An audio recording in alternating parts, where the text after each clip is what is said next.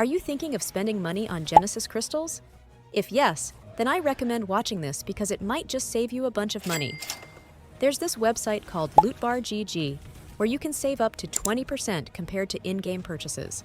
Since Lootbar uses the official partnership route, you can enjoy all the official Hoyoverse recharge events, meaning you can get twice the amount of Genesis crystals if you have the bonus. This is how I purchased 6,560 Genesis crystals for only $47.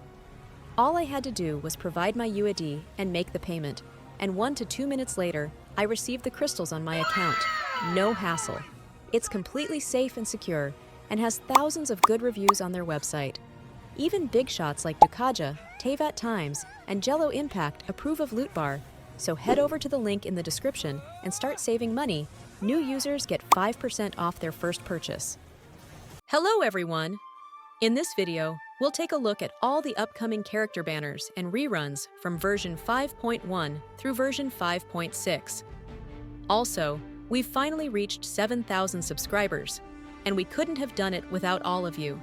So thank you all so much for your support. We are giving away 3 WELKINS here on YouTube. To join, all you have to do is subscribe, like the video and comment your UID and server.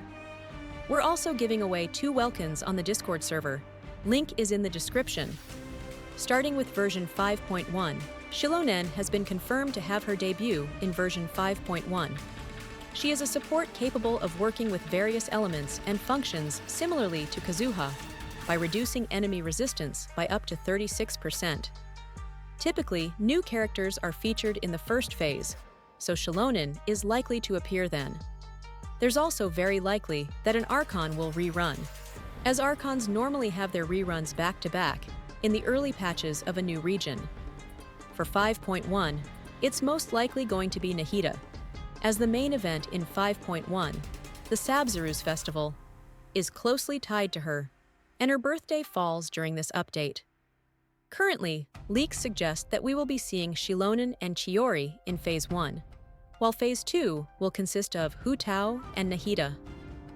Moving on to version 5.2, we might see the introduction of 2 new characters.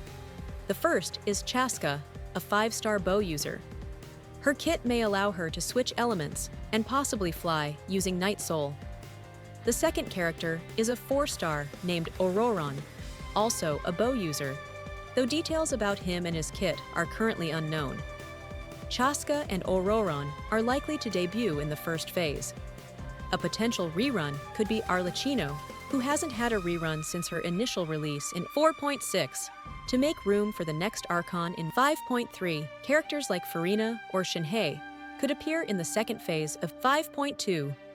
In version 5.3, we anticipate the release of the next Archon, Mavwika. She's expected to be a support at C0, with the potential to become more of a sub-DPS or DPS unit through constellations. Archons typically release in the first phase, so we will most likely see Mavwika in Phase 1, possibly alongside Yoimiya, who often appears with Archons. In the second phase, we could be looking at characters like Nouvelette or Ryothisli having their reruns. Version 5.4 brings the Lantern Rite, the biggest Genshin event of the year. This update should introduce 2 new characters. Citlali, who is rumored to be a support character wielding a catalyst, although it's unknown whether she will be a 5-star or a 4-star.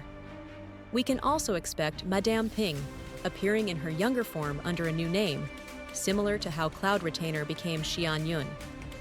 Zhongli is rumored to receive a new skin and might rerun during this event, alongside Xiao, who usually reruns during Lantern Rite. A possible lineup could be Citlali and Xiao in the first phase, with Madame Ping and Zhongli in the second. In version 5.5, Ian San, an Electro Polearm user, might finally be released. It's unusual for a character tied to a specific region to appear later, but Ian San seems to be an exception. Another possible addition is Aoife, a male character mentioned in voice lines from Mualani, Kachina, and Kinich, likely as a 4-star.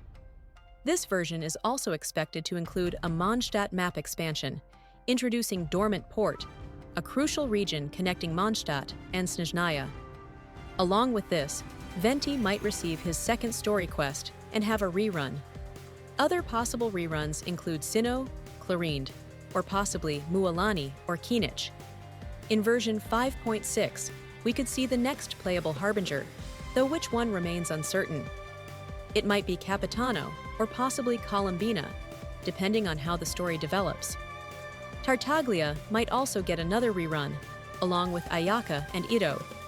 Remember, this is all speculative, and the actual banners may differ from these predictions, so take it all with a grain of salt. That's all. Thanks for watching, and subscribe, or you'll lose your 50-50 to Chi-Chi.